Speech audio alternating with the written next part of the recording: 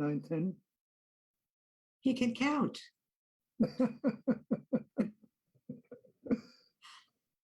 Okay, should I start? Zenaina? Okay.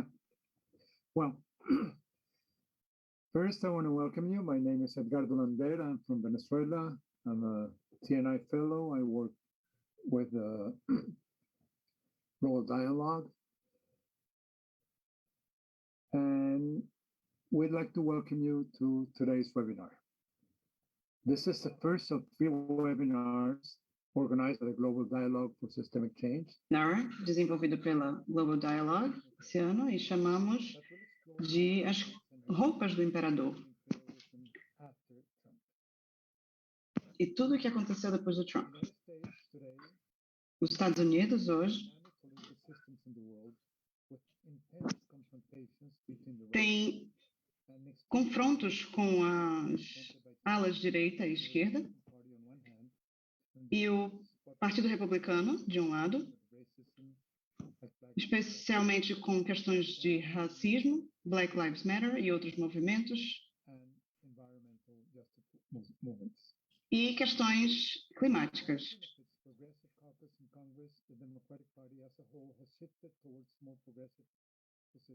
Nós temos uma questão, nós tivemos mais progressos, mas a ala direita continua a ter força.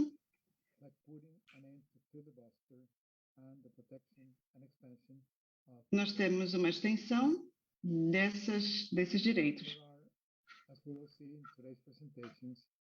O que nós veremos nessas apresentações são questões relacionadas ao que aconteceu depois do Trump.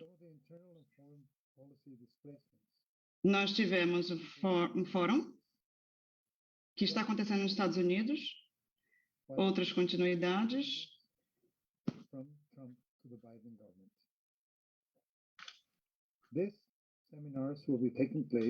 Esses seminários acontecerão em um momento histórico. A retirada das tropas americanas do Afeganistão e interpretações sobre o estado atual do poder americano no mundo. Um fim do imperialismo americano e outras ocorrências. Nós lidaremos com algumas questões hoje. No segundo webinar, dia 9 de setembro, nós falaremos sobre as relações entre China e Estados Unidos e as possibilidades ao emergir uma nova Guerra Fria. O terceiro webinar, 16 de setembro, vai falar sobre os impactos dessas questões. Nós vamos ter 2 apresentações hoje, uma sobre Biden e outra vai ser falada pela Phyllis. Ashley é uma ativista social, diretora americana do jornal, membro de uma comunidade socialista. Nós falaremos sobre o produto imperialista de Biden. O segundo palestrante, a Phyllis, é uma atriz política, é uma pessoa que trabalha com política, trabalha nas Nações Unidas e fala sobre direitos palestinos e civis dentro dos Estados Unidos. Nós falaremos sobre o Afeganistão no contexto da falta de coerência dentro do planejamento militar estratégico da administração de Biden. Falaremos sobre a política estrangeira e vamos discutir o momento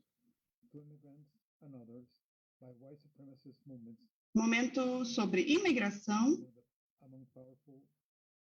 e sobre os setores, a relação entre os setores. Depois vamos abrir para questões, para perguntas dos participantes. Nós vamos começar usando uma função. Você pode acessar a interpretação e há uma limitação de minutos para essas interações. Depois você pode fazer perguntas ou fazer comentários no chat. Nós vamos dedicar 30 minutos para essa parte do webinar. Finalmente, os panelistas vão responder aos comentários e perguntas. Nós temos intérpretes que vão fazer tradução para francês, inglês e português. Então, você pode selecionar a sua língua preferida. Então, vamos começar com o primeiro panelista. Ashley, é a sua vez. Obrigado, Edgardo. Obrigado a todos os outros organizadores e para os intérpretes, para que fazem com que a gente tenha essa audiência. A administração de Biden começou a fazer uma reorientação da estratégia americana, entretanto é simbólica e catastrófica. Houve essa retirada dos americanos no Afeganistão, que foi catastrófica. Nós estamos tentando dar uma nova prioridade para essa guerra contra o terrorismo com a China. Para fazer isso, ele pediu para falar sobre as crises sistêmicas que levaram a um declínio do poder como imperialista diante dos outros países, principalmente dando espaço para a China. Eles têm a intenção de dividir o potencial econômico, restabelecer o Estado americano, para restabelecer a hegemonia dominante contra a China. Essa reorientação foi forçada sobre os Estados Unidos e sobre os setores inteligentes da classe de inteligência. E o mais importante é a pouca lucratividade do capitalismo dos Estados Unidos. Washington enfrentou uma recessão em que eles se restabeleceram enquanto economia nos últimos 10 anos.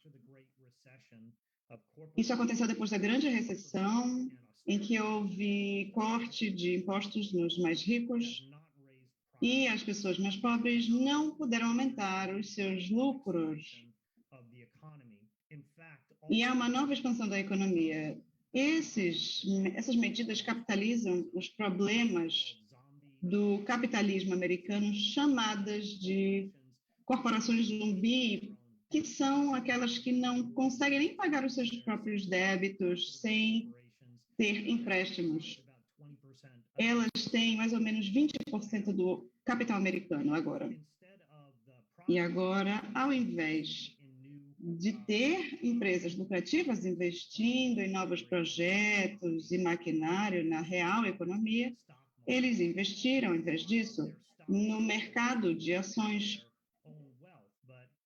para que eles mesmos ficassem mais ricos.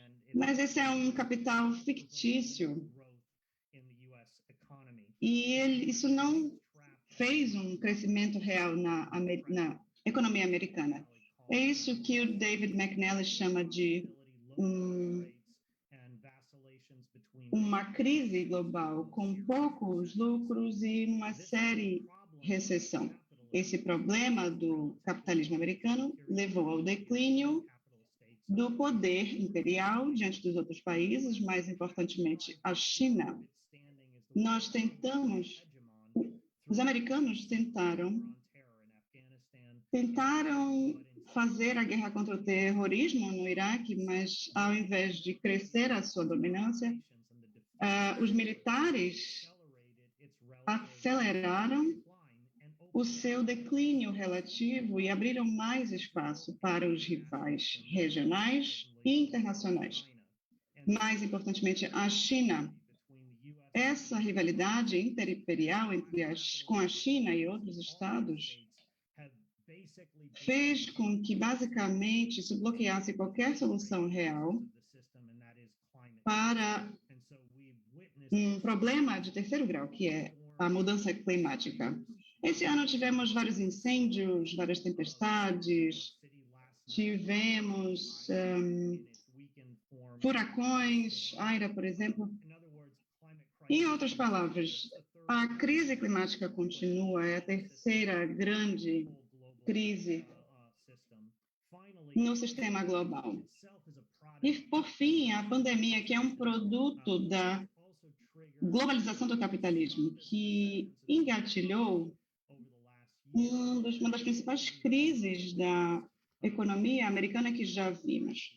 Então, essas são as 4 grandes crises que o capitalismo dos Estados Unidos enfrentou. Essas crises intensificaram as polarizações políticas, econômicas e sociais a um grau que eu não sei se tem um paralelo na história americana. Houve uma geração de uma grande divisão no começo do século XX. Isso levou a uma grande polarização. Nós vimos muita luta desde a última recessão. Nós vimos o movimento de ocupação, Black Lives Matter, todo tipo de resistência feita por imigrantes na administração do Trump e na administração de Obama, muitos movimentos sociais.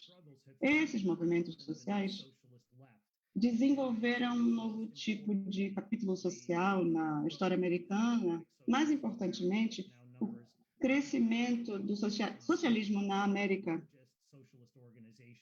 É a maior organização socialista desde o Partido Socialista nos Estados Unidos. Você tem, então, uma tremenda polarização na esquerda e você vê também tremenda polarização para a direita, porque as desigualdades que estabelecem essas crises também não permitem um equilíbrio na sociedade.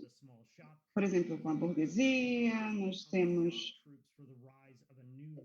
Essa tem sido a tropa contra o levante no Partido Republicano de Trump. Nas ruas dos Estados Unidos, nós vemos essa situação. Essa polarização política quebrou a política dos americanos, elegendo Trump como presidente. Houve 4 anos de regras racistas que quebraram o capitalismo americano e quebrou a estratégia de trazer o nacionalismo americano. Houve impacto em termos em políticas racistas e também uma nova política internacionalmente que criou uma transação política com todos os países do terceiro mundo, sejam aliados ou inimigos dos americanos. E a pandemia, Trump não fez quase nada para parar. Isso levou a sociedade a se polarizar ainda mais. O Trump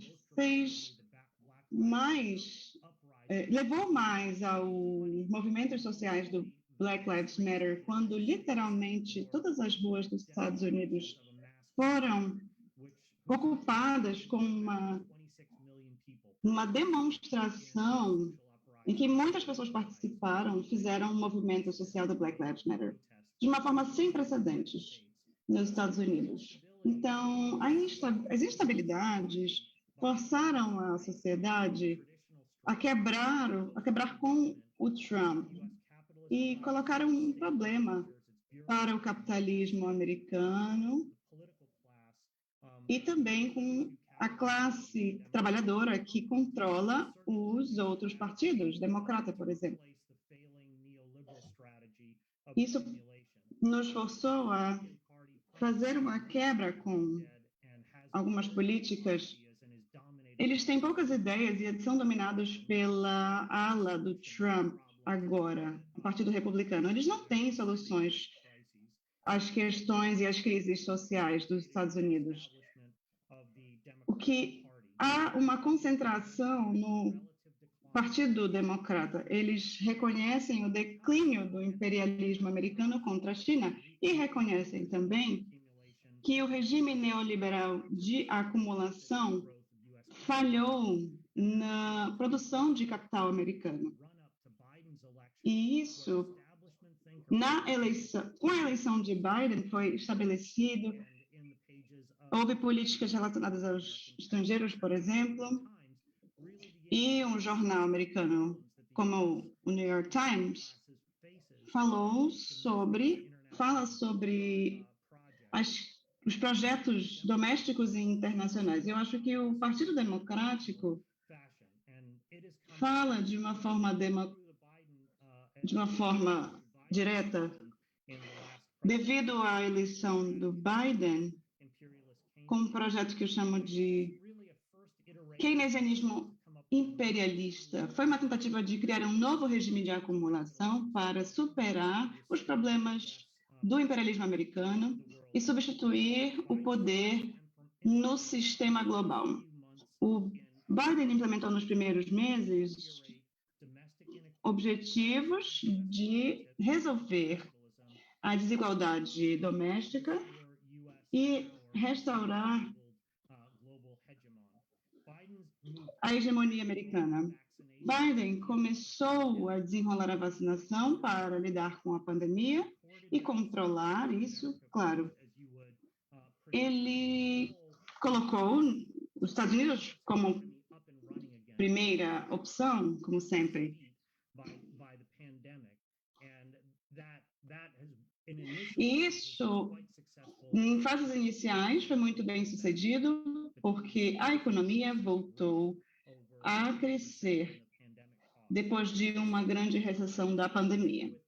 O segundo que ele fez foi quebrar com as estratégias neoliberais das estratégias do Obama, que trouxe uma grande recessão. Então, foi uma estratégia de reviver a economia. Ele colocou 2 trilhões de dólares na economia, em pacotes de salvamento, e como o Obama, ele tentou trabalhar bastante no apoio de classes trabalhadoras da sociedade. E o objetivo foi de ter o consumo de volta. E com a vacinação da pandemia, durante a pandemia, a economia foi restaurada. E a próxima fase do projeto de Biden foi a sua expansão de infraestrutura enorme, investindo vários bilhões de dólares na reconstrução da infraestrutura que foi deixada de lado em 40 anos pelo neoliberalismo. Também tentou expandir o sistema de bem-estar social. E houve um grande projeto em andamento agora, e está indo para o Congresso, e há um estímulo a esse bem-estar social, tentando colocar impostos nos mais ricos, e o objetivo do Biden é restaurar o crescimento e a lucratividade, e também restabelecer o capitalismo americano contra a China. Essa expansão doméstica tem o objetivo de expandir a economia americana contra a China. Isso não tem sido visto como uma questão sociodemocrática e não desconhece o neoliberalismo de Roosevelt de 1930. Há uma porcentagem da economia americana que está expandindo, mas é pouco quando você considera os 8 anos em que ele será implementado. Isso será interessante. Isso vai restabelecer a economia de acordo com a europeia. E o aumento das taxas, da taxação dos mais ricos, vai redistribuir a riqueza na sociedade americana em uma escala que precisamos bastante. No entanto, Biden está usando esse programa para atingir vários objetivos domésticos internacionais. Em termos domésticos, ele tenta diminuir a polarização política. Ele vai tentar melhorar a esquerda e tentar acabar com a luta.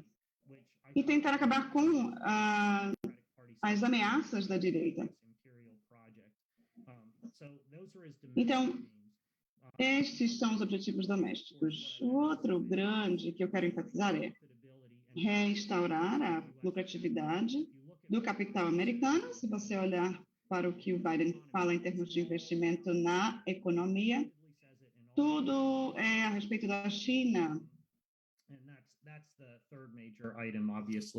Esse é o terceiro maior item, competição com a China.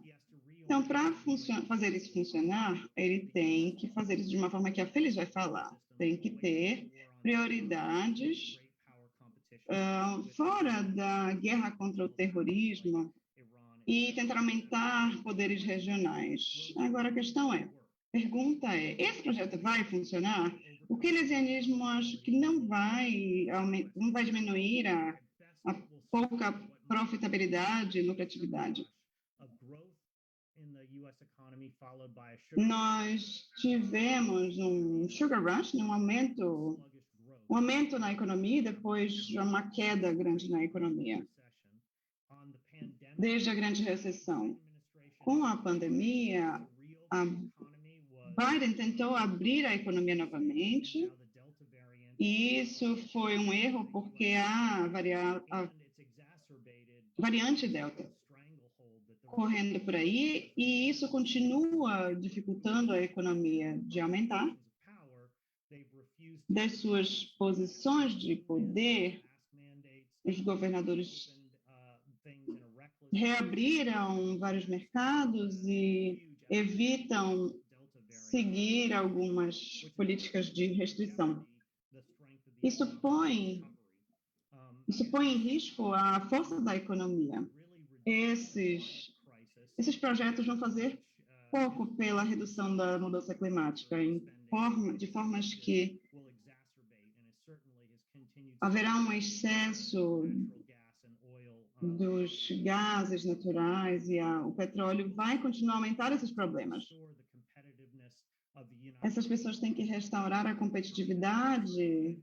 Há uma necessidade de aumentar a competitividade com a China. E eu acho que isso é muito complicado. E eu acho que é muito cedo de dizer o quanto que isso será bem sucedido, o que acontecerá com essas crises, e se isso vai aumentar a competitividade dos Estados Unidos contra a China. Porque essa retirada simbólica do Afeganistão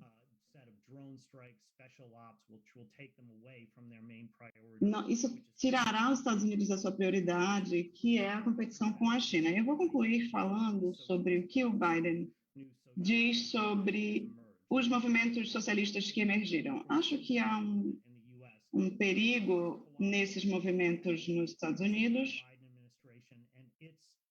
e isso pode acabar com a sua agenda capitalista com uma reforma liberal. Nesses movimentos sociais,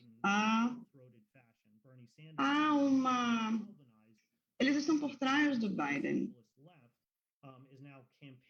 Por exemplo, agora nós temos uma campanha contra os programas do Biden e há um perigo de tirar a independência do Biden. Nós vamos aceitar os limites do seu liberalismo. Em termos realistas, eu acho que nós temos que rejeitar todo tipo de retirada da ultra-esquerda. Alguns vão apoiar, vão beneficiar. Nós deveríamos argumentar a favor de uma reforma na sociedade americana para diminuir as desigualdades do país. Mas acho que temos que manter as nossas demandas por reformas mais radicais. Por exemplo, tirar o financiamento da polícia, tirar as bases militares americanas de todos os países, de muitos países. E, mais importantemente, acho que nós temos que reenfatizar a importância desses movimentos sociais, como Black Lives Matter e a revolta dos professores, e colocar uma reforma social em discussão pública para falar sobre os novos movimentos socialistas. Temos que focar nessa luta e não ser dominados pelas políticas eleitorais, ficar preso nessa briga entre os partidos de esquerda e direita. É importante ter uma opção socialista e isso não serve aos nossos interesses, mas aos interesses dos partidos. Então, acho que essa é a alternativa. Thank you very much. Obrigado, muito obrigado. Sure, there will be a lot of questions and comments. Acho que haverá muitas perguntas e comentários dentro do limite de tempo. Agora, Phyllis. Obrigada, Edgardo. Obrigada por todos da Global Dialogue, especialmente aos intérpretes que estão trabalhando mais do que o resto de nós. Eu vou começar fazendo uma coisa que eu nunca faço, que é discutir a crise do Afeganistão, a retirada do Afeganistão, pelo ponto de vista não dos afegãos, mas dos americanos. Nesse contexto, a discussão é sobre os americanos. Então, eu vou usar o processo americano no Afeganistão como um exemplo do que vimos. A guerra no Afeganistão nunca foi uma guerra necessária do imperialismo. Não havia um estratégico interesse do imperialismo americano nesse império Afeganistão para ir para uma guerra. Havia uma oportunidade para focar em revanche pelos ataques de 11 de setembro de 2001 e, mais importantemente, para preparar os americanos, para prepará-los ideologicamente para uma guerra muito mais importante, que seria lançada 2 anos depois, contra o Iraque. Então, a reflexão nesse sentido é a igualdade que existe nos Estados Unidos entre o poder militar, como projetado no mundo, e todos os outros poderes que foram historicamente usados para projetar nos Estados Unidos influências políticas e econômicas. A influência militar sempre foi a mais forte estratégia dos Estados Unidos, então eles confiam nos militares. E os componentes disso são que o dinheiro vai de forma desproporcional para os gastos militares. Mais do que eles gastam com diplomacia, por exemplo. Então, tem instituições econômicas que poderiam expandir o poder globalmente, mas eles focam no militar e isso é feito em várias classes dominantes. Então, do ponto de vista ideológico, o compromisso neoliberalista, neoconservadorista, foi para a dominância global econômica e política seria realizada pela expansão da força militar. E com o fim da Guerra Fria, claro, não haveria nenhum tipo de inimigo que resultaria nessa utilização do dinheiro, nesse investimento nas forças militares.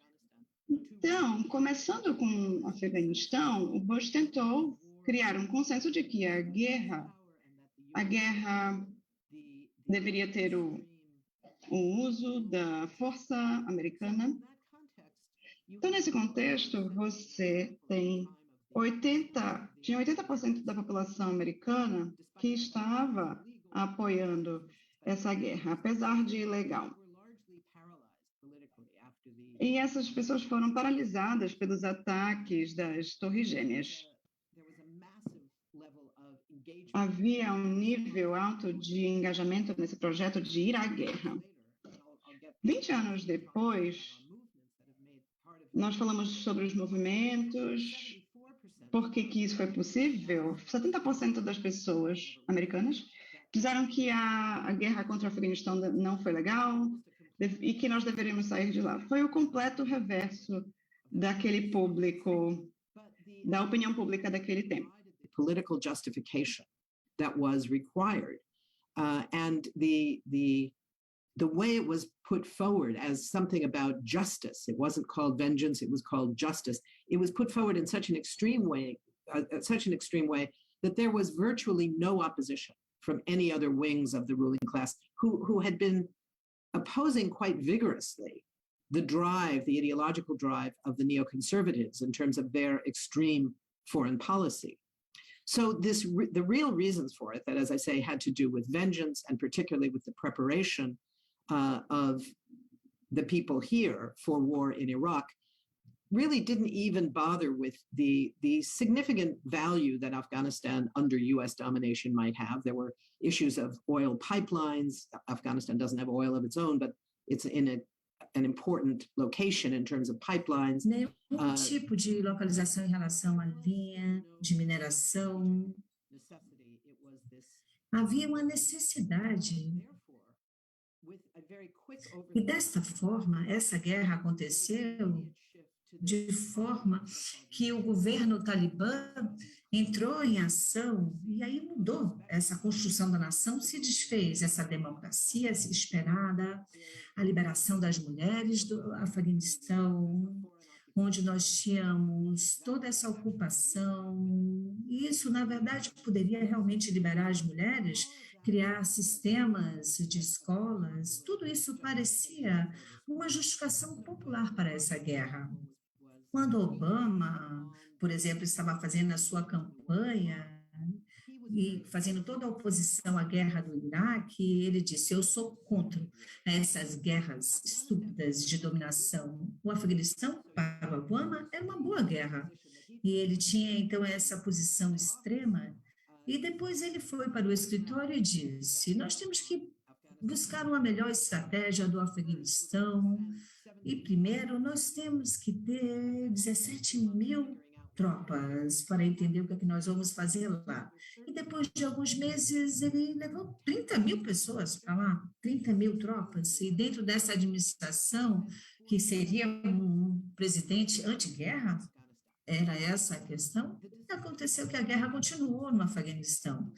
E essa decisão na administração Biden de acabar com a guerra foi uma decisão política. E nós temos aí um público que pedia, 45% pedia que acabasse com essa guerra. E dentro da presidência, quando Obama estava, ele estava levando esse aumento da guerra. Ele não estava diminuindo, mas sim aumentando. Foi o que Obama fez quando estava na presidência. E agora, nessa linha, nós temos esse setor central e direita da administração Biden tem essa divisão. Então, tem uma falta de valor de manter essa guerra no Afeganistão. O que ele vê isso nessa nova era que ele chama de uma nova era de competição. Agora a China é essa competição acirrada da vez. E temos aí bilhões de dólares envolvidos no Afeganistão durante todos esses anos. Muito dinheiro envolvido, mas um percentual. Existe um montante voltado para proteção dos Estados Unidos do ponto de vista militar. O que se gasta lá fora é muito mais em relação ao que se faz internamente. Esses 20 bilhões representam todo o orçamento para a diplomacia e também a ajuda internacional dos Estados Unidos. Esse é o total orçamento dos Estados Unidos. E aí você tem que combinar esse 45 bilhões de dólares. Mas isso não foi dado ao Afeganistão por qualquer motivo. Isso era com o objetivo de tentar finalizar essa guerra, mas havia, sim, uma questão interna que levou em consideração que o final teria que acontecer rápido, organizado, como você está vendo agora, sem nenhum tipo de estratégia mais apurada que pudesse levar a algum tipo de destruição maciça no Afeganistão. Nós tivemos mais de 25 mil pessoas, incluindo educadores afeganistanos que também saíram do país. Eu só quero mostrar que quando nós pensamos no contexto da natureza da guerra, que nós chamamos essa guerra em nível global, nos leva à maioria desses países que têm a orientação muçulmana, e você vê esse tipo de forças islâmicas em questão. Mas não é a questão da islamofobia que está em questão, não é o objetivo dessas guerras. A islamofobia acontece domesticamente, onde nós temos todo esse apoio que é dado às guerras contra os extremistas, mas não contra os muçulmanos. Necessariamente é o que nós estamos vendo que aconteceu no Iraque. Nós tivemos também o combustível, o óleo envolvido nessa questão, mas nós tivemos também derrotas nesse anti-imperialismo que nós tivemos falhas no nacionalismo, no panarabismo, no socialismo, porque nós não conseguimos ter as respostas desses desafios da população árabe. Eles têm problemas com seus próprios governos. Isso nos leva a uma posição radical, não apenas com seus próprios governos, mas com as forças imperialistas que apoiam esses governos. Nós temos, então, os países árabes que têm o mesmo fenômeno que funciona por esses últimos 40 anos. Eu não vou entrar em detalhes sobre isso, mas tenha isso em mente. Tem muitas questões voltadas para guerras, batalhas, até o momento, no século XX, indo para o XXI, nós podemos ver que há esses paralelos feitos com o Vietnã, principalmente essa questão que você vê, aquelas pessoas que estão lá no telhado sendo resgatados pelos helicópteros. A gente conseguiu ver essas cenas e saindo da embaixada diretamente para o helicóptero. E essas foram as consequências da guerra do Afeganistão. Não tem nada a ver com liberação, não tem o que se celebrar, nem dentro do Afeganistão, nem ninguém que está fora. Nós estamos aqui lutando contra essa guerra durante anos, e 20 anos, mas isso não é vitória, isso não é liberação para as pessoas do Afeganistão. Nós temos que levar isso em conta. Há esses nuances que precisamos considerar. As questões-chave em termos de lições é que não foi visto no caso do Vietnã, nós tivemos a falha inevitável, nunca foi reconhecido no caso do Vietnã. E nós precisamos ver que o custo foi extraordinário, principalmente nas guerras do Afeganistão e do Iraque, foi 6 trilhões de dólares. É incompreensível esse montante de dinheiro despendido. E também nós vemos que o atual montante é 21 trilhões de dólares que foi utilizado no militarismo nessas guerras que já foram utilizados aqueles 3 trilhões. Então, nós temos 55 trilhões de dólares voltados para a militarização, e isso impactou a economia americana na área de segurança, imigração, também polícia, militarização das fronteiras. Todos esses são componentes do militarismo que não fazem parte desse orçamento, e isso, sim, representa um montante significativo da economia americana. Isso foi bastante importante quando ele falou diretamente sobre esse custo da guerra. Ele falou de 2 trilhões, mas eu acredito que ainda tem uma visão que precisa ser feita, mas ele falou sobre o valor diário de bilhões que eram investidos ou gastos diariamente, o custo de um programa de emprego que precisa ser feito. Então, dentro desse contexto, é importante perceber que havia trilhões de dólares perdidos. Desta forma, nós podemos ver que nós estamos percebendo esse tipo de presidente Biden comparado com o Trump, que via os Estados Unidos em primeiro lugar, e o Biden quer ter a visão dessa diplomacia americana em relação também à economia. Essa contabilidade, accountability, é muito mais voltado para o seu poder e bem-estar. É tempo de decidir em visão de direita o aspecto econômico, militar, social. Precisamos de ter propostas.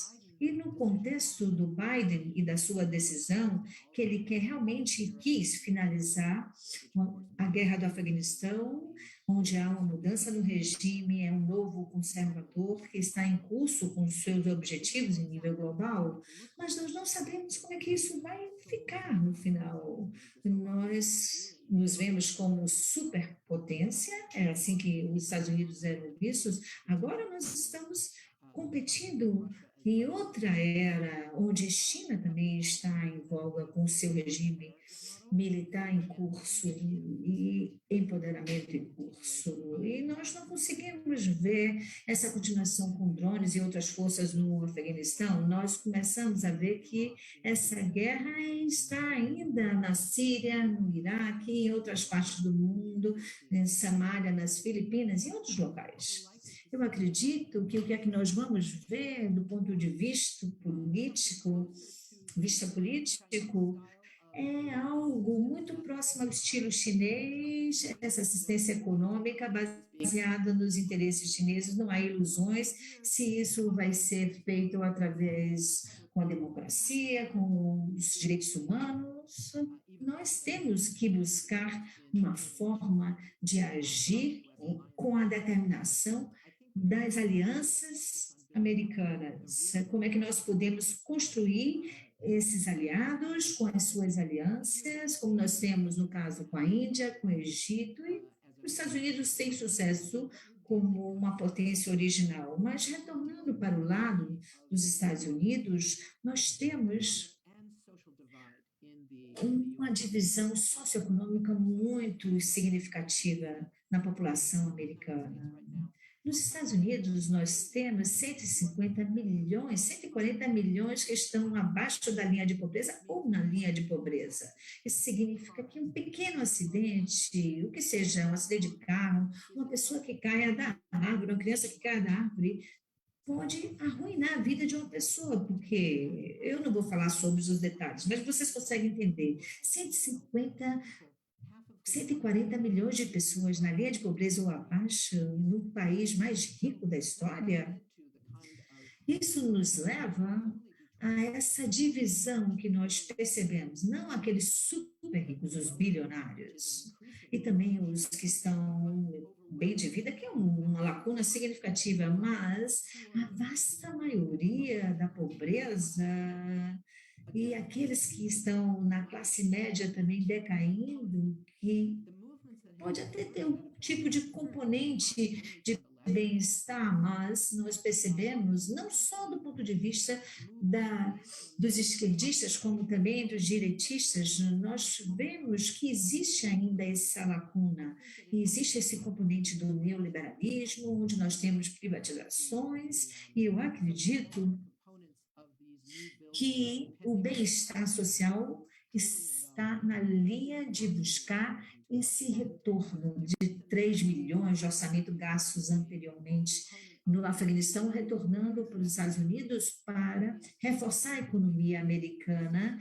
Isso pode ser um impacto significativo de quem vai se beneficiar. Esse novo acordo, o New Deal, estão excluindo essa questão da raça. No caso, você vê que tem aqueles trabalhadores domésticos que são negros, na maioria, assim como os agricultores, homens e mulheres latinos estão isso. E também temos outros setores que estão excluídos, que não fazem parte desse acesso aos benefícios. O poder desses movimentos fez isso se tornar impossível. Aqueles que vão se beneficiar é uma gama muito maior dos pobres e da classe média dos Estados Unidos. Isso leva também uma abertura para movimentos que vocês também não são vistos, que nem se sentem socialistas ou esquerdistas. Eles fazem parte da esquerda, mas eu diria que são a campanha dos pobres. Não faz parte de um lado só. Nós temos uma mobilização que está acontecendo com os afro-americanos, temos o Ministério onde temos o parceiro, tanto um negro quanto um branco juntos, a fim de criar uma mobilização maciça para que nós possamos entrar no contexto, o movimento Black Lives Matter, por si só, ele é forte, ele tem a ver com a esquerda americana, mas precisamos de movimentos e muitos deles são do Partido Democrata, que é chamado de Squad, que é bastante jovem, tem mulheres de cores, Women of Colors, também temos também a eleição 18, nós temos essas políticas socialistas para social-democrata, não necessariamente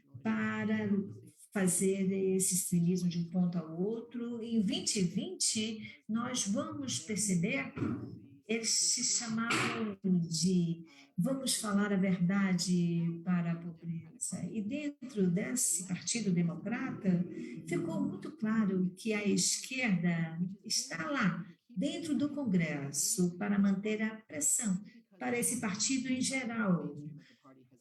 E essa energia é necessária para manter essas regras estabelecidas. O Hillary Clinton ela não era uma mulher que as pessoas gostavam, não era suportada pela própria base, ela não podia nem defender as questões. As pessoas não queriam se mobilizar por conta de Hillary Clinton. E o Biden, no caso, a Casa Branca, tem essa resposta. Aí que você vê essa influência de alguns movimentos, por exemplo, Black Lives Matter, que é vidas negras importam, e também temos a justiça social e também direitos humanos voltados para as mulheres. Eles estão dentro dessa política social. É claro que existe essa linha socialista dentro do Congresso que, na verdade, tem menos influência. Temos outros assuntos que fazem parte dessa grande gama de necessidades sociais, tanto da frente quanto do centro, mas eles estão na posição de que é necessário engajamento com outros membros do Congresso para fazer com que as causas sejam aprovadas. Ainda existe muito ativismo para fazer com que isso aconteça. E, olha, eu vou te dizer, eles estão fazendo um trabalho fantástico de campeões para levar esses pleitos adiante, levar as suas falas adiante. E, como resultado disso, eles estão tendo dificuldades também de ter coalizões no Congresso. Como você pode ter o papel dos ativistas fora do Congresso mantendo essa pressão? Esse é um nuance que nós não temos ainda muita experiência. Nós estamos aprendendo a lidar com esse ativismo fora do Congresso. Eu acredito que eu vou dar uma finalizada, porque eu quero ter tempo para perguntas e respostas. Nós temos também os movimentos fascistas, e nos Estados Unidos, vocês viram agora, 6 de janeiro, um ataque no Capitólio. Esse é um tipo de coisa que realmente se tornou uma ameaça e visto assim em vários países. E se você despolarizar as pessoas, você não vai ter o apoio suficiente para ganhar poder. Mas o que é que você vai ter? Você pode ter um outro tipo de composição de direita que vai ter um tipo de energia e vontade de ir nessa direção. E isso é crucial, e que foi o que apoiou o Trump.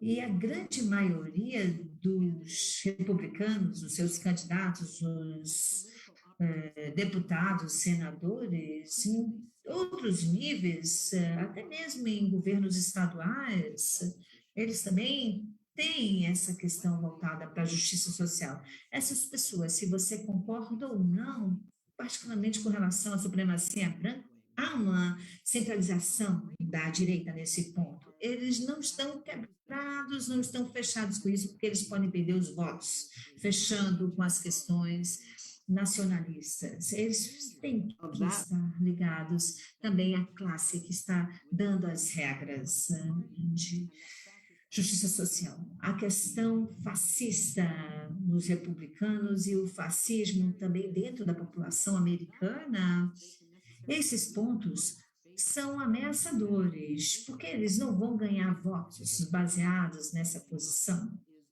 Mas, particularmente, porque nos Estados Unidos, como você sabe,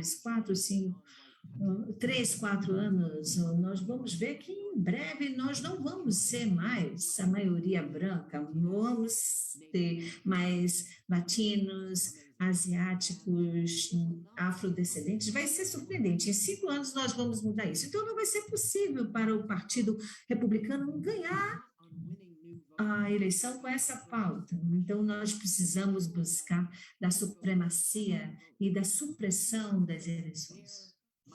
E assim, a minoria, enquanto a posição de minoria, vai ter processos ilegais. Eu diria, então, que vamos falar sobre esses desafios. Temos vários desafios dos Estados Unidos. É inacreditável esses movimentos que estão em curso, bastante vibrantes, socialistas, com justiça social, de gênero, e todos os tipos. E eles estão lá no poder, vendo esses movimentos, e eu digo que lá fora também tem outros movimentos acontecendo e nós temos esse desafio e eu acredito que o Biden tem isso pela frente. Muito obrigada.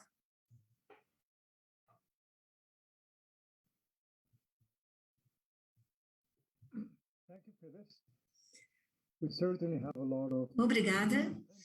Feliz, bastante conteúdo nós temos aqui e interpretações também para discutirmos juntos. Não, agora nós temos meia hora para perguntas, comentários. Há pessoas que estão aqui fazendo perguntas. Por favor, vocês também podem levantar as mãos, fazer suas perguntas. Então, vocês, participantes, vocês podem também fazer ou escrever suas perguntas. Chico?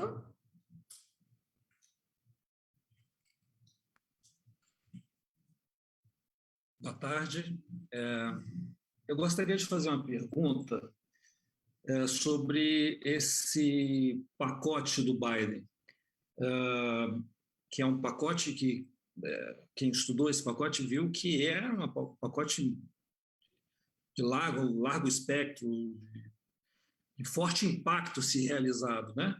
Tanto em termos de infraestrutura, que parece que já foi aprovado no Congresso, a parcela a parte de infraestrutura, que é a parte menor, cerca de $1 trilhão, mas teria cerca de 2,5 trilhões de dólares, que seria justamente as medidas sociais e ambientais, e que, se aplicado, seria uma distribuição de renda razoável. Em termos ambiental, é uma mudança, por exemplo, da frota de combustível de petróleo para a parte elétrica, teria grandes impactos. Quais são, na opinião de vocês, quais são as perspectivas de aprovação, primeiro, dessa segunda parte do pacote e da sua real aplicação?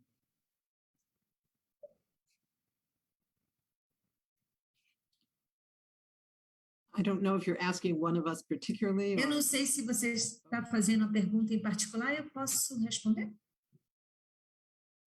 Quem responderá?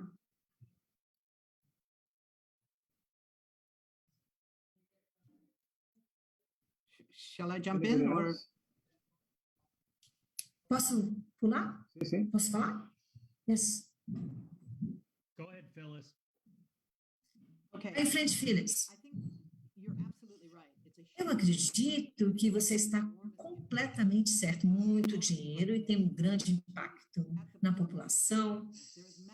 E no nível público, existe um apoio maciço em todas as linhas, seja de direita, seja de esquerda, todos os partidos. Esses programas envolvem acesso aos cuidados infantis, à saúde, às mudanças climáticas, mas vai ter muito mais apoio agora do que antes. O desacordo dentro dessas classes dominantes é que vai ter a questionamento. De onde esse dinheiro vai vir? Qual é a origem? Do ponto de vista político, há essa demanda, então vai se cortar um grande montante da área das Forças Armadas, da área militar, no caso. E nós vemos que em 2001, uma mulher lá que teve direito a voto disse: vamos cortar os insumos militares em 20%. Ela pediu até mais, em metade disso, 50%, mas a gente não está debatendo isso. Nós vamos o quê? Aumentar o imposto para conseguir esse dinheiro dos mais ricos? Eles vão pagar mais? Então, você vê que é um nível muito alto. Ninguém, no caso que tiver $400 mil por ano, não vai ter um imposto aumentando. Então, tem que ser um ultra rico mesmo. E você vê que muitas pessoas vão continuar ainda com seus montantes salvaguardados. Isso vai para a população e onde nós vemos a população, em geral, vai pagar por isso, né, com seus impostos. Esses projetos são realmente de grande monta. E da onde vem essa manutenção? Muitos políticos dos dois lados, republicanos e democratas, e todas essas categorias, eles têm uma forma de dizer: eu não acho que nós vamos conseguir muito disso. A gente não quer gastar esse dinheiro governamental por completo. A gente pode pegar dinheiro também do mundo privado, mas precisamos, de fato, de investir na infraestrutura. Eles chamam de infraestrutura democrática, onde você vai ter esse pêndulo que vai para um lado e vai para o outro. Da onde vai vir esse dinheiro? Isso é para fortalecer ambos lados. A questão não é se ela é popular ou não, essa visão orçamentária. Não, ela é popular por si só, mas nós temos que saber como esse dinheiro vai ser originado. E como o Phyllis disse, eu tenho alguns pontos aqui que temos investimentos que vêm da Apple, ExxonMobil, e os lobistas, eles querem parar com esses impostos, esse aumento de impostos. E eles estão querendo proteger de forma consistente, porque eles têm um lucro absurdo e eles não querem realmente pagar por esse bem-estar social. E eu gostaria de qualificar isso. Como é que nós podemos entender esse investimento em assuntos de interesse social público? Nós precisamos desse bem-estar dentro do mundo capitalista e nós precisamos fazer todo esse ponto. Quando nós pensamos, por exemplo, saúde, nem cobertura de odontologistas nós temos. Tudo tem que se pagar aqui nesse país, até mesmo para ir para o dentista. E esse tipo de investimento precisa ser feito décadas à frente. E isso pode aumentar um pouco em comparação com a necessidade que as pessoas precisam. As pessoas de cor, principalmente, precisam bastante desse apoio.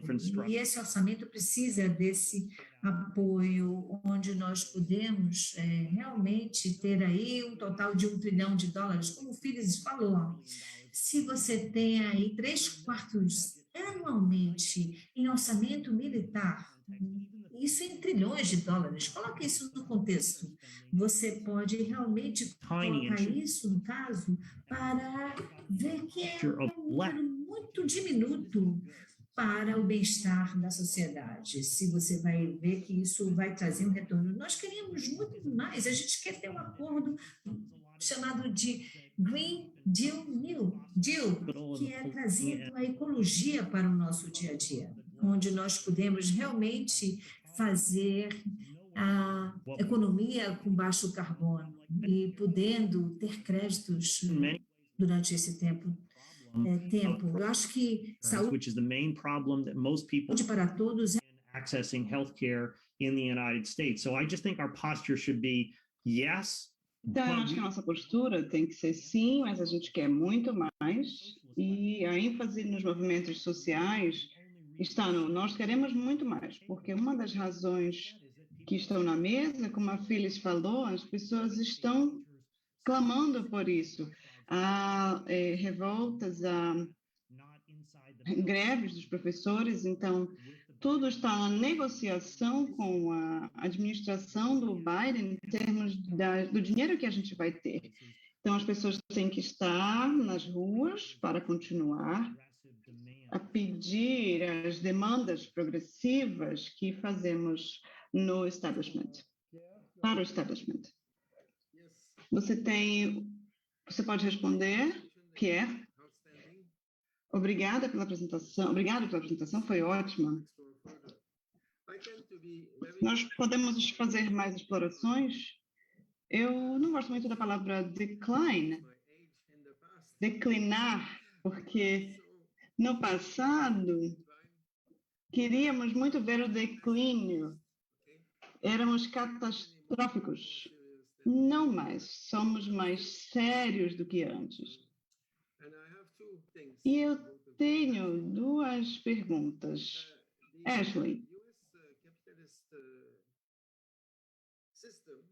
o sistema capitalista americano tem muitas fraquezas, mas, entretanto, eles são ainda o número um, são extremamente poderosos nos negócios financeiros, em Wall Street, na tecnologia, negócios tecnológicos, por exemplo, no Vale do Silício.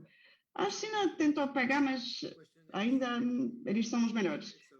Então, a pergunta é, no contexto do declínio, como você lida com o fato de que eles ainda têm dominância nos mais altos comandos? Essa é uma pergunta. Segundo, os Estados Unidos, antes do Afeganistão, sofreram um baque. Como eles lidaram com isso? Eles diminuíram? Eles deixaram para trás um caos infinito, sem fim para trás. Eles foram ao Iraque e fizeram deixaram tudo para trás. Por quê? Se a gente não puder controlar isso, ninguém então vai mais controlar. Então, eles fizeram esses lugares caóticos. Às vezes, eu não estaria surpreso se eles apoiassem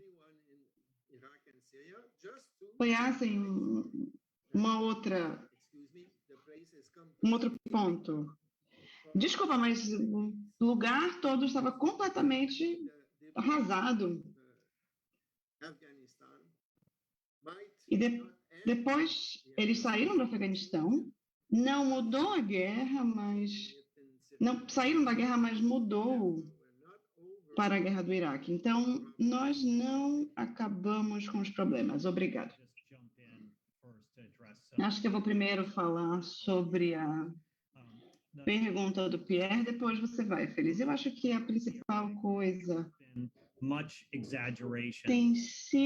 tem havido um exagero no declínio dos Estados Unidos nos anos 90, quando as pessoas disseram que depois do Vietnã havia a realidade de que os Estados Unidos tinham ainda a hegemonia no mundo.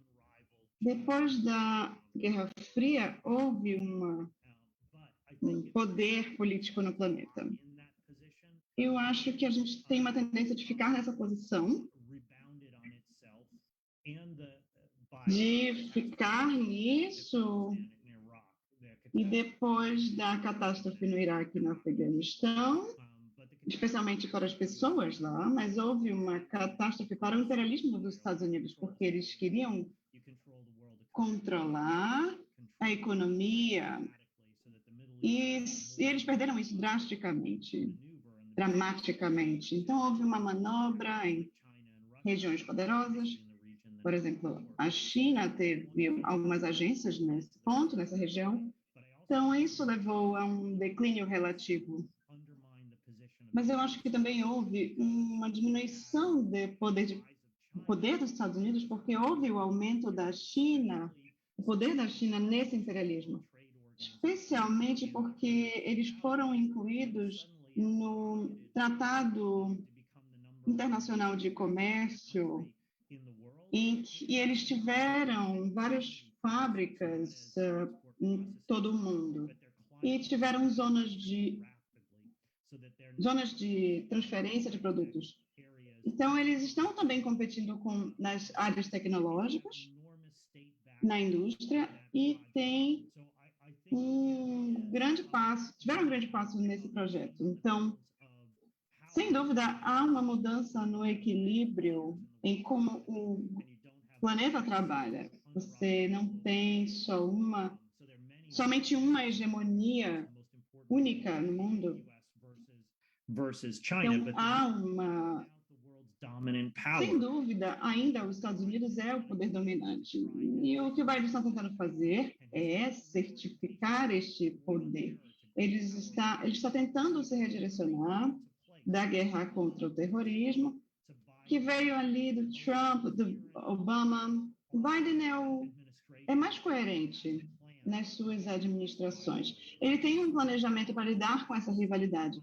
Está sendo bem desenvolvida desde financiamento até a proteção do Estado, investimentos em tecnologia, controle de capital, e eles estão tendo uma relação também com juros, uma boa relação com juros, estão tendo políticas para criar alianças para tentar monitorar a expansão da China.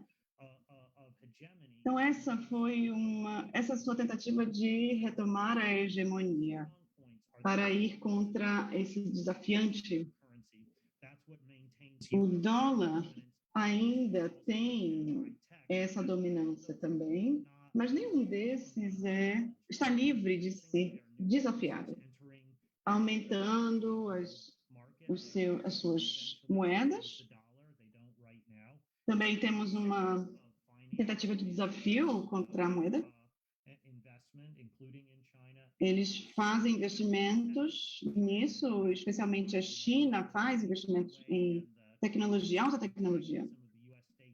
Há um antagonismo em relação aos Estados Unidos e em muitos outros aspectos. Então, eu acho que essa rivalidade imperial vai entrar numa situação muito dinâmica e todos os dois estão enfrentando crises. Então, o futuro é incerto no que é. E o mais importante é que a gente construa uma conscientização internacional de não ter um lado entre esses rivais. E dizer, um é contra o outro, mas é importante criar solidariedade, desde os movimentos dos trabalhadores até no seu país também, em Quebec, Pierre. Eu acho que nós temos um novo capítulo nessa rivalidade entre as nações. Só rapidinho, a outra pergunta. Claro, você está certo, Pierre. Como eu disse na minha apresentação, a guerra contra o terrorismo não está acabando. Os Estados Unidos focou mais na China como um competidor estratégico, mas isso está mudando. A pergunta é sempre que você está em guerra, mesmo que haja essa mudança, o outro lado sempre tem o que dizer. Então, os Estados Unidos vão responder de forma que são muito maiores. Eu não antecipo, não consigo prever isso acontecendo no Afeganistão. Não, houve uma colaboração nos últimos 2 anos de guerra com o Talibã. Eles lutaram contra o ISIS, contra o Estado Islâmico. Você tem um martelo e depois... Ela está fazendo uma referência com um joguinho que tem. Se você bate um problema, rebate um problema, um outro vai aparecer. Então, você vai suprimir um grupo, depois o outro vai emergir, aí depois você vai voltar para aquele grupo que você suprimiu. E aí você vai dar dinheiro para eles, vai dar armas, contra aquele outro grupo que você vê como um perigo maior. Então, isso não está no fim. O problema é que há muitos países que estão enfrentando isso agora. Isso é um componente maior das vidas das pessoas. Então, simplesmente isso não pode ser deixado de lado. Esse não é mais o interesse estratégico dos Estados Unidos. Mas os militares ainda estão fazendo isso, esse imperialismo. Então, nós temos que nos atualizar com esta luta. Isso torna as coisas mais difíceis. Uma das coisas é que isso não tem mais a ver com o Vietnã, porque no Vietnã havia um movimento global anti-guerra. E nos Estados Unidos, havia isso para quem... Então, não havia uma demanda de que a população queria que as tropas saíssem do Vietnã. Mas eles apoiaram o outro lado, os inimigos. E isso aconteceu nos anos 90. Nós tivemos intervenções na América do Sul, naquele tempo eram diferentes. E isso era para apoiar, por exemplo, em El Salvador, na África, eles não apoiaram mais o apartheid. Nesses casos, aqueles que estavam lutando contra os militares americanos não são as pessoas que... Nós não escolhemos quem são os anti-imperialistas nos outros países, que têm os seus próprios governos. Isso é muito mais complicado. Como a gente luta pela autodeterminação das pessoas, como a gente luta contra o bombardeio americano. Nós sabemos que somos parceiros. Nossos parceiros não estão fazendo a briga. Isso se tornou uma luta mais complicada. Então, isso tudo ainda está acontecendo. Isso não termina com a retirada dos Estados Unidos do Afeganistão. Ok. Para continuar com o programa, vamos ver se a gente tem mais perguntas ou comentários. Vamos ver se temos mais perguntas para Feliz. Você, Correa, você pode falar. Vou falar em português. I'll speak in. Tradutores.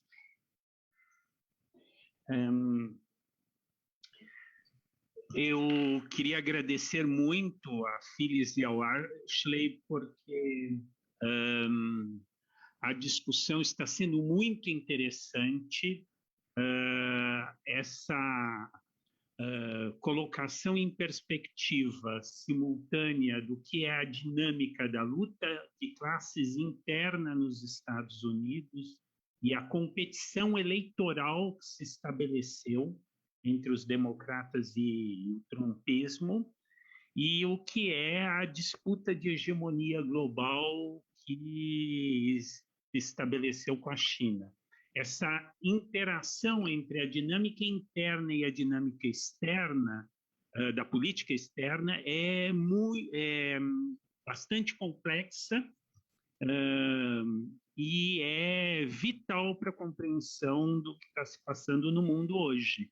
Eu queria colocar duas questões. A primeira é a ideia que o Ashley levantou de uma transição para um novo regime de acumulação no capitalismo global. Eu acho que esse tema é importante porque isso não dependeria só dos Estados Unidos, dependeria também da Europa, dependeria da China.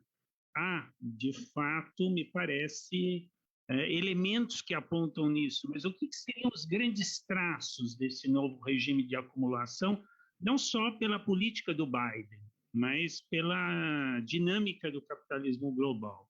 E a segunda questão é essa que a Phyllis estava tratando no final, da dificuldade de construção de um movimento de solidariedade interno dos Estados Unidos para uma nova agenda global que inclui não só a luta anti-imperialista, mas a luta por justiça social e a luta ambiental. Especificamente, o que seria o respaldo para uma política de transição energética ou climática, uma nova política climática global por parte desses novos movimentos, dos movimentos de justiça social que estão se desenvolvendo? Bom, difícil de entender. I have a question here. Okay. The question for Phyllis, what you was A pergunta para A Phyllis, pergunta eu vou falar em é, português. I'm going to speak in Português. Você falou da dificuldade a dificuldade dos movimentos de solidariedade internacional nos Estados Unidos se posicionarem hoje no contexto em que não há lutas anti-imperialistas com definições políticas como antes, como no Vietnã, ou em África do Sul ou na América Central. Quais seriam as dinâmicas que levariam a um movimento de solidariedade dos Estados Unidos no próximo período, da solidariedade interna dos movimentos sociais, em relação a temas como o combate das desigualdades no terreno internacional e a transição energética para combater as mudanças climáticas? That's it. Thank you. Okay. É isso. Now I have a couple of questions from the... Agora eu tenho umas perguntas para o Ashley. The first one is... A primeira é: obrigada pelas apresentações, ótimas. A pergunta é: fiquei surpreso de ouvir que o Afeganistão não tinha estratégias contra os Estados Unidos e que a guerra foi somente por revanche. Por que os Estados Unidos gastariam tanto dinheiro por conta de revanche? Você poderia comentar mais sobre isso? E a segunda pergunta, vou ler, está em espanhol. Diz, é do Brasil. No Brasil, nós escolhemos um representante da extrema-direita. No Brasil, escolhemos um representante da extrema-direita.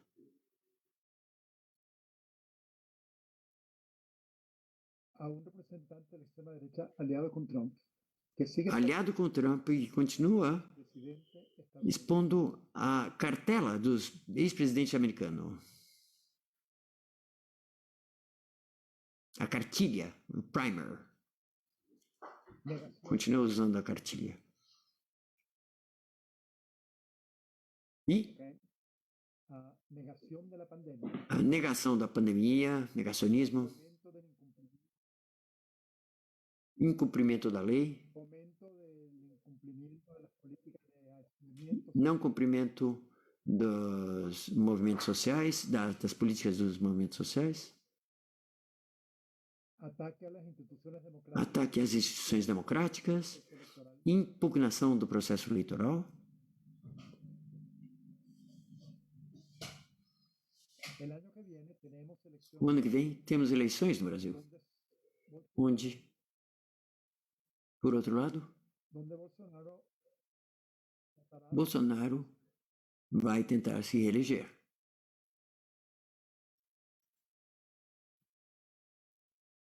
a partir de la experiencia en Estados Unidos. A partir da experiência nos Estados Unidos, ¿Qué pueden presentar? o que vocês podem apresentar como análise da situação aqui no Brasil? Como elementos determinantes para Como elementos determinantes para evitar que o Bolsonaro seja reeleito. O que poderia fazer com que o Bolsonaro, em termos de movimentos sociais, o que poderia fazer com o Bolsonaro não ser reeleito?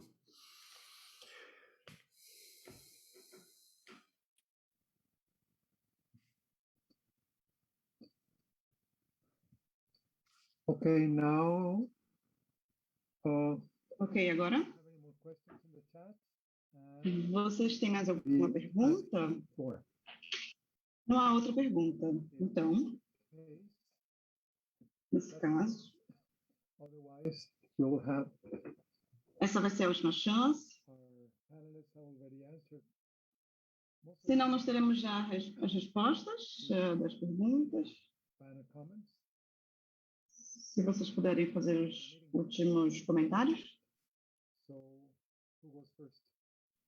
Então, quem vai primeiro? Doesn't matter. Go ahead, Phyllis. Não importa. Vai lá, Feliz. Microphone. Sorry. Microfone. The quick answers. Desculpa, algumas das respostas rápidas a essas perguntas On the issue of international em relação it's aos movimentos de solidariedade internacionais, eu acho que é certo que a gente precisa melhorar do que em termos de construir a internacionalização em todos os nossos movimentos nos Estados Unidos. É uma luta muito difícil. Nós tivemos muitos clientes e muitos movimentos sociais que representam pessoas sem documentos nos Estados Unidos, trabalhadores domésticos, trabalhadores de restaurantes e outros. E em todos esses exemplos, as pessoas que lideram esses movimentos, que trabalham na organização da agenda desses movimentos, eles são pessoas internacionais que construíram o seu entendimento político em movimentos de solidariedade. Mas é muito difícil quando você está liderando um movimento, uma pessoa que está desesperada em termos econômicos ou sociais. Nós vemos mudanças nos movimentos do Black Lives, de Vidas Pretas Importam, um componente da mobilização que levou a luta ao nível internacional. Nós tivemos movimentos progressistas nos últimos anos, e isso é muito importante. Mas a parte mais difícil é que nós não podemos regularizar a importância da internacionalização como um necessário componente em qualquer organização que diz que é progressista, tem que ser internacional. Nós fizemos isso nos Estados Unidos em alguns aspectos. A questão da raça, da centralização na raça nos Estados Unidos, movimentou, mas levou várias décadas, não foi uma coisa fácil. Foram décadas de luta para ter um progresso, um reconhecimento da necessidade do antirracismo como uma questão central de tudo que eles fazem. Isso tem sido uma batalha dura. Nós temos que ter mesmo um componente na internacionalização dos movimentos. Isso ainda não existe. Por exemplo, em termos de justiça climática, há um entendimento a respeito disso, porque eles entendem que o clima não reconhece fronteiras, mesmo nos movimentos dos direitos dos imigrantes. Os direitos dos imigrantes estão sendo violados pelos americanos, pelos Estados Unidos, dentro e fora do território, no mundo todo. Então, é mais fácil lá. E o movimento de mulheres, isso é difícil. Mas agora a gente vê em partes dos movimentos das mulheres, elas apoiam, teimam com a condenação dos Estados Unidos, e houve realmente essa retirada das tropas do Afeganistão, incluindo algumas pessoas na esquerda. Nós temos muito trabalho a fazer para mudar isso. Eu acho que um trabalho está sendo feito a respeito disso. Tem um colega que trabalha no orçamento militar. Ele produziu um panfleto econômico sobre o movimento de justiça climática, chamado Não, sem aquecimento não tem guerra.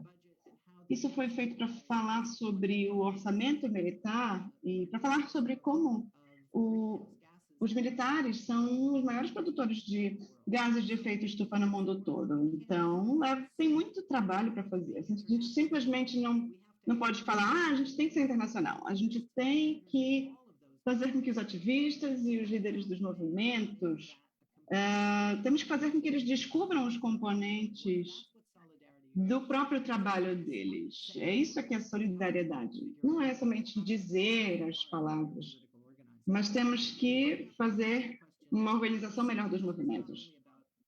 Não, em relação ao Afeganistão, não era somente vingança, eles usaram isso para mobilizar apoio, para produzir um apoio em nível ideológico para a guerra no Iraque, que viria depois. Então, havia uma guerra preparatória.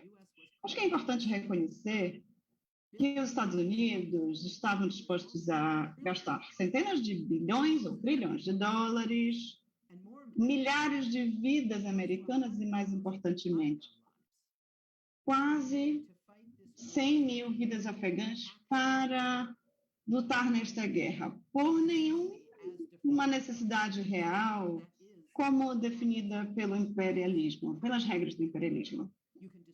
Quando você está no poder, você pode fazer isso. Você pode destruir um país, você pode massacrar várias pessoas, sem razão nenhuma. E é exatamente o que eles fizeram aqui.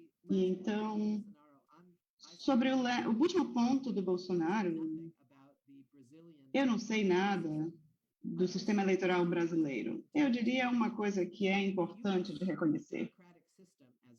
O sistema democrático americano está muito longe de ser democrático. A versão curta disso é de que o nosso sistema para eleger presidentes não é pelo voto popular. O voto popular escolhe dentro de cada país em quem os eleitores vão votar. Então, se você tem um sistema em que os estados-chave vão vencer, então isso está bom. Mas se você perder por um pouquinho, esse é o suficiente para perder tudo. Eu acho que o Brasil não é assim. O Trump perdeu por 7 milhões de votos populares.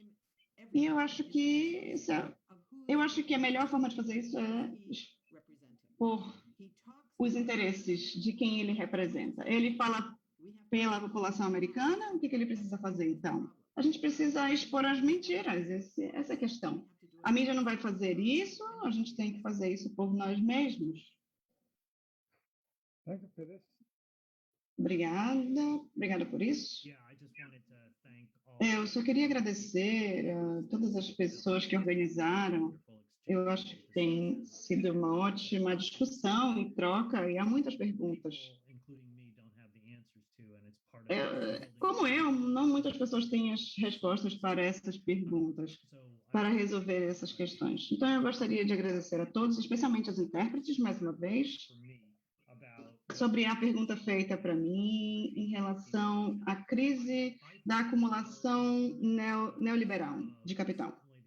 Political establishment and the capitalist class in the United States trying to figure it out. They know what the problem is. That is the current regime of accumulation of privatization, globalization, austerity measures, and tax cuts for corporations.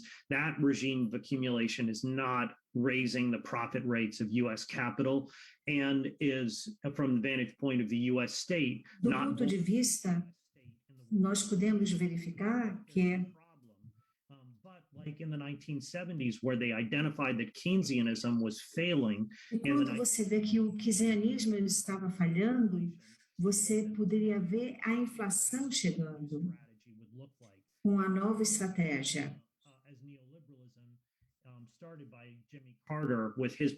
E com Jimmy Carter, você começou a ver essa desregulação na indústria e foi acelerado com todas, o Reagan, a Thatcher nos Estados Unidos também nos anos 90. Isso levou uma década, onde você pôde ver todo esse acúmulo do regime, onde houve essa restauração dos lucros do sistema, e eu digo que na administração Biden houve essa mudança. É uma forma de você perceber esse tipo de imperialismo keynesianista, onde há uma versão do que você pode ver o movimento liberal que Biden está colocando. E é claro que quando você vê numa escala global, você tem um Banco Mundial, você tem todos aqueles que investem como credores do imperialismo, toda essa estrutura, esses ajustes dentro da economia no Globo Sul é muito importante. Há crises a serem superadas e processos de longo prazo dentro desse sistema. Não é simples, não existe uma solução simplista para resolver a questão. Nós temos essas medidas keynesianistas com suas metas e objetivos, e você sabe que existe essa lucratividade que precisa estar a toda prova nos Estados Unidos. E essa luta, essa rivalidade com a China, a resposta que eu tenho a dizer é que dentro dessa visão ética, isso não vai ser resolvida com um governo específico, mas uma forma sistêmica, onde nós podemos pensar nessa visão da pandemia, do mundo com mudanças climáticas que a longo prazo, isso tudo tem que ser levado em consideração. E quando você busca a rivalidade com o globo, você pode ver que isso vai intensificar a crise. E isso vai criar ainda mais polarização maciça e instabilidade em nível mundial. Essa é uma pergunta que eu falo sobre Bolsonaro no Brasil. É extremamente importante que todos os colegas, camaradas, companheiros brasileiros saibam lidar com a questão, com esse desafio chamado Bolsonaro. De acordo com a experiência que nós tivemos com o Trump nos Estados Unidos, nós temos que entender que existe, sim, uma base consolidada para a direita extremada, extremista. E a classe média está dentro desse contexto também. Então, existe também indústria de alta tecnologia que está envolvida nessa questão. Quando você vê que houve todo esse montante de trilhões de dólares dentro dessa questão do Trump e as eleições e toda a crise que foi perpetrada diante das reações e também de toda a contra-reação, a disposição de buscar soluções, porque o nacionalismo trouxe a supremacia branca. E o Trump foi um exemplo disso. Acredito, sim, que nós temos que saber da onde veio o erro, quem abriu essa porta, de quem é a falha por abrir essa porta nos Estados Unidos. Eu acredito que Os partidos democratas, no caso dos Estados Unidos, abriram a porta para essas soluções reacionárias, para esses simplistas ideias de resolver problemas complexos, né, buscando guerras que não são nossas. E assim nós temos que ter essas soluções reacionárias que nós tivemos também com relação ao sexismo, homofobia, islamofobia, questões de gênero, todos esses preconceitos que o Trump foi o porta-voz. E nós podemos ver que esse é o motivo pelo qual, quando nós tivemos as eleições 2020, foi muito constrangedor ver esse montante de eleições, mas você pode ver esses 7 milhões de votos, é isso que qualquer candidato republicano pode ter. Então, existe uma base dessas soluções reacionárias, especialmente na administração Biden. Se ele não entregar mudanças significativas que possam melhorar as condições de vida da maioria da população, você vai voltar para a extrema-direita. E eu sou muito crítica em relação a essa versão Biden, porque ele tem limitações para entrar no núcleo da administração e abrir as portas para o retorno potencial. No caso, você vê que a pandemia continua na nossa sociedade. Como é que você pode ter o fortalecimento da economia? Se você enfraquecer a economia, você vai ter o retorno dos republicanos. E também, quem sabe, a reeleição de Trump em 2024, porque ele perdeu, mas ele não foi esquecido. Ele continua com vontade de retornar e ele ainda tem essa voz dentro do Partido Republicano. Por isso que é importante construir uma esquerda independente que possa desafiar todo esse sistema mundial, onde você tem demandas radicais para reformas sistêmicas, e nós vamos realmente fazer significativas mudanças na vida das pessoas. Então, os movimentos sociais podem levar essas demandas, onde você tem ainda esse capitalismo relutante que está no poder. Esse é o ponto mais importante, e levar essa máquina adiante. E o final ponto que eu tenho a dizer é, como o Phyllis falou, há diferenças no mundo quando você tinha os anos 60, onde você tinha essa esquerda que estava crescendo e estava buscando mudanças significativas, e nós precisamos reconstruir isso, essas forças que precisam estar em escala mundial, construir a solidariedade, e também a crise tem que ser vista nessa visão cooperativa, solidária, para que nós possamos ter uma geração com uma esquerda pujante que possa buscar esses movimentos sociais, e eu estou muito feliz de contribuir para essa rede internacional, e assim os meus companheiros e companheiras podem construir uma rede, uma sociedade onde as pessoas possam sair em primeiro lugar e não o lucro em primeiro lugar. Muito obrigado. Seus comentários foram bastante interessantes. Phyllis, seus comentários agora. Muito rapidamente, eu estou muito grata de ver esse diálogo global, e vocês tiveram uma excelente discussão, ótimas perguntas. Não temos respostas tão boas quanto as perguntas, é por isso que é importante discuti-las.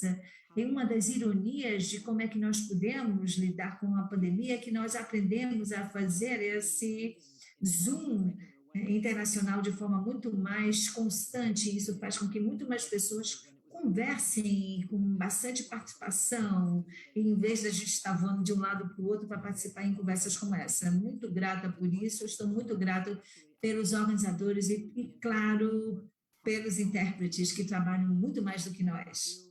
Muito obrigada por essa experiência e por todos vocês que ficaram conosco até então. Muito obrigada, Phyllis. Então, eu digo que aqui nós estamos concluindo o nosso seminário de hoje, e foi realmente uma ótima discussão. Os próximos passos. Primeiro,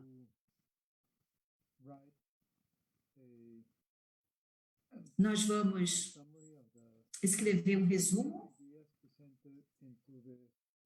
e transformar essa conversa de hoje em um texto, e assim nós podemos acompanhar e estarmos alinhados com esses textos que serão publicados, que são diálogos, e nós vamos traduzir nos 4 idiomas, e isso vai ser a nossa contribuição para esse debate contínuo.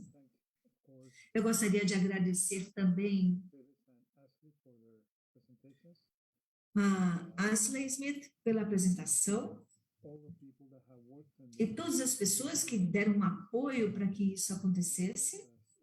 E, é claro, todos os pontos que foram um destaque, os intérpretes são os nossos destaques, senão a gente não conseguiria dialogar em vários idiomas. Eu também gostaria de dizer que nós vamos na quinta, tanto no dia 9 quanto 16, nós vamos dar continuidade a esse seminário, 9 de setembro, 16 de setembro, que vai ser, o próxima quinta vai ser em relação à China, e no dia 16, a América Latina neste contexto.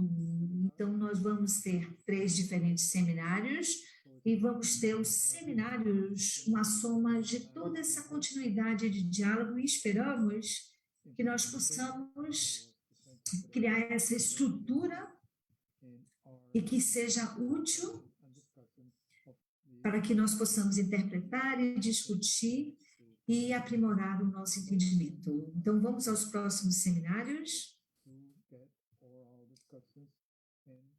e vamos ir adiante com essa ideia, certo? Então, muito obrigada, até mais.